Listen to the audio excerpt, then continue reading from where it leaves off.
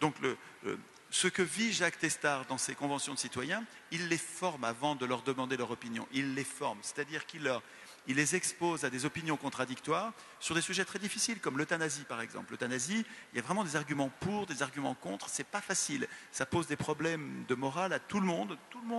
C'est un sujet difficile. Et donc, il y a des spécialistes de ce sujet qui sont favorables à l'euthanasie, il y a des spécialistes de ce sujet qui sont opposés à l'euthanasie, et Testard organise des conférences de ceux qui sont pour, les tirés au sort les écoutent, des conférences de ceux qui sont contre, les tirés au sort les écoutent, des controverses entre ceux qui sont pour et ceux qui sont contre, des controverses, c'est-à-dire il y a des bagarres, on les voit se disputer, et les tirés au sort voient tout ça, les tirés au sort sont invités à lire, ils sont invités à en parler entre eux, et au bout du compte, après des semaines de travail, ces gens-là qui ont travaillé sur un sujet, ils ont bien travaillé sur le sujet, ils sont beaucoup moins exposés aux fake news que les parlementaires le sont aujourd'hui, ou n'importe quel citoyen.